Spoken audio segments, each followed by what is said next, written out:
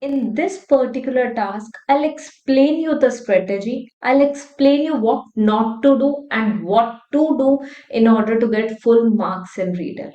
Simply speak it up properly. If you do not know how to pronounce a word, simply skip it. Second thing that you need to focus on is hello everyone, I'm Sonam Sandhu from PTE Made Easy. And in this session, we are going to focus on read aloud, which is an important task of PTE speaking. So basically, in this particular task, I'll explain you the strategy. I'll explain you what not to do and what to do in order to get full marks in read aloud. So, first of all, you need to understand one thing that speaking fluently doesn't mean speaking at fast pace. Many learners out there feel that when they speak at fast pace, then it shows that they're speaking fluently or speaking perfectly. Fluently means speaking at a natural pace by taking natural pauses with comma and full stop. And that's what I'm going to recommend here. Whenever you are speaking up a particular text or whenever you are reading out a phrase or a text, you simply need to take natural pauses where and when required. I'll show you how. The Grand Canyon is 27, a bit is 277. Even if you were not able to say 277, leave it. Do not skip in between. Do not take a pause when never required or when not required. So, we are going to speak it like such. The Grand Canyon is 277 miles long, up to 18 miles wide, and attains a depth of over a mile. While the specific geologic processes and timing that form the Grand Canyon are the subject of debate by geologists, recent evidence suggests the Colorado River established its course through the canyon at least 17 million years ago. So, if you noticed, I took a pause when there was a comma after long. Again, I took a pause when there was and I took a longer pause as compared to the ones with comma after mile where there is a full stop. So you need to take care of this. Second thing that you need to focus on or put stress on. There should be word stress on important keywords or proper nouns such as Grand Canyon, Colorado River, 17 million years ago, because these are the important parts of information. That's why. Coming about the third thing here. If you cannot pronounce a particular word, simply skip it rather than pronouncing it wrong. Because what is going to happen? The computer is going to check you. Okay, so they are going to test you on the basis of the skills you have. They are going to test you on the basis of what you're going to speak up. So it's better you miss the word which you are not able to pronounce rather than pronouncing it wrong. Okay, and the last one here is don't get nervous. Simply speak at your natural pace. That's the most important thing. What happens when you speak at your natural pace? You're going to speak fluently. You're going to speak normally the way you speak in your daily life or day to day life. That's what you need to do. Try to understand, guys. PT आसान है. It's just that you need to follow the right strategies as well as the right person. So that's what I would recommend. Let's proceed on to the next question. And here I'll tell you what exactly students do. What mistakes do they commit when they do the read aloud? When countries assess their annual carbon emissions, they count up their cars and power stations, but bushfires are not included, presumably because they are deemed to be events beyond human control.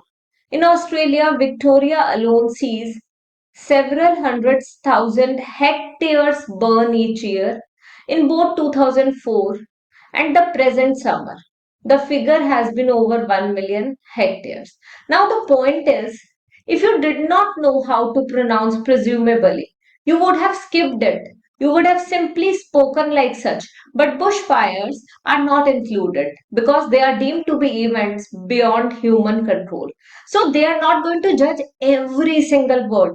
And don't worry, only a negligible percentage of your score will get deducted if something like such happens. But if you skip a word in between and there you are taking up comma and you are mispronouncing that word as well, so you are going to face consequences for the same. So simply speak at natural pace, take comma wherever there is, take pause wherever there is comma or a full stop. Let's do the third one, and here I'm going to tell you how exactly do you need to do it. At the beginning of each fiscal year, funds are allocated to each state account in accordance with the university's financial plan. Funds are allocated to each account by object of expenditure. Account managers are responsible for ensuring that adequate funds are available in the appropriate object before initiating transactions to use the funds. Now, wherever there was comma or a full stop, I was taking care of that. So please do the same. This will help you guys a lot in speaking up properly or in mastering this read aloud task of PT speaking model. We have the fourth one here, which we are going to practice again right now. Let's get started. Acha, try to understand one thing. Before you proceed on to the task, you get some time to prepare the task. And what I would suggest you to simply go through that particular text once so that you do not face any problem in the final call. While blue is one of the most popular colors, it is one of the least appetizing. Okay, so I have already read appetizing. Now I know I have to read it like such. Blue food is rare in nature. Food researchers say that when humans search for food, they learn to avoid toxic or spoiled objects, which were often blue, black, or purple. So they clearly mention. When food dyed blue is served to study subjects, they lose appetite. So you simply go through it once so that you get to know any difficult word, so that you get to know that you have to miss a particular word or you have to pronounce that word like such, or so that you do not fumble while reading it aloud. Let's get started with this one. While blue is one of the most popular colors, it is one of the least appetizing. Blue food is rare in nature. Food researchers say that humans searched for food. They learned to avoid toxic or spoiled objects, which were often blue, black, or purple. When food dyed blue is served to study subjects, they lose appetites. Now, instead of saying they lose, I said they lost. But it's okay. Whatever you said, you are not going to repeat it again. If you fumbled in between, keep speaking up. Do not repeat it again. Do not try to take a longer pause.